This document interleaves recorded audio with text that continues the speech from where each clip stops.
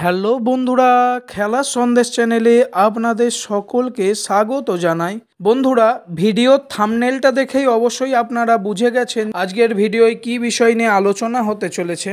বন্ধুরা, এই ভিডিওর মাধ্যমে একটা দুর্দান্ত ট্রান্সফার নিউজ দিতে চলেছি আপনাদের সকলকে, কিন্তু তার আগে একটা ছোট্ট রিকোয়েস্ট, ভিডিওটিকে একটা লাইক করে দেখতে থাকুন এবং যারা এই মুহূর্তে চ্যানেলে নতুন ভিউয়ার্স আছেন চ্যানেলটিকে অবশ্যই সাবস্ক্রাইব করে রাখতে ভুলবেন না।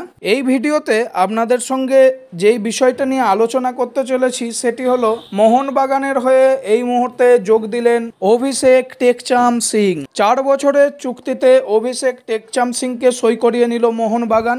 আপনারা অনেক কেউই হয়তো জানেন যে গত মঙ্গলবার দিনই কলকাতায় পা রেখেছেন অভিষেক টেকচাম সিং। অনেক কারোরই মনের মধ্যে প্রশ্নচিহ্ন ছিল যে কবে ডিলটা ডান হবে এবং কবে অফিসিয়াল অ্যানাউন্সমেন্ট হবে। আজকেই জাস্ট কিছুক্ষণ আগে মোহনবাগানের সমস্ত রকমের অফিসিয়াল সোশ্যাল মিডিয়া থেকে খবরটা প্রকাশিত হয়েছে।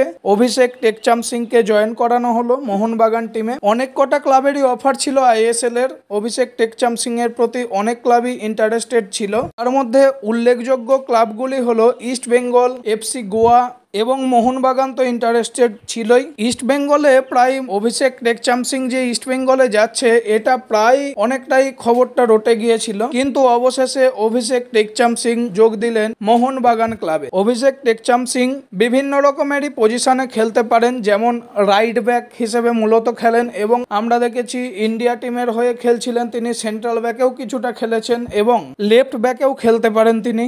অর্থাৎ মোহনবাগানের আশিস রায়েরও ব্যাকআপ হিসেবে কাজ করতে পারবে অভিষেক টেকচাম সিং। তার সঙ্গে সঙ্গে যদি প্রয়োজন পড়ে শুভাশিস বোসেরও ব্যাকআপ হতে পারেন তিনি। নির্দ্বিধায় বলা যায় মোহনবাগানের জন্য কিন্তু যথেষ্ট ভালো একটা সাইনিং। অর্থাৎ ডুরান্ড কাপের প্রথম ম্যাচ খেলতে নামার আগেই কিন্তু মোহনবাগানের হয়ে অফিসিয়ালি নাম ঘোষণা হয়ে গেল অভিষেক টেকচাম সিং এর।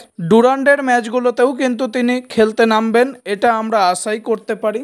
ভিডিওটি ভালো লাগলে অবশ্যই একটা লাইক করতে ভুলবেন না এবং বন্ধুদের সাথে শেয়ার করতে ভুলবেন না। আর চ্যানেলে যারা নতুন এসছেন চ্যানেলটিকে সাবস্ক্রাইব করে রাখতে ভুলবেন না।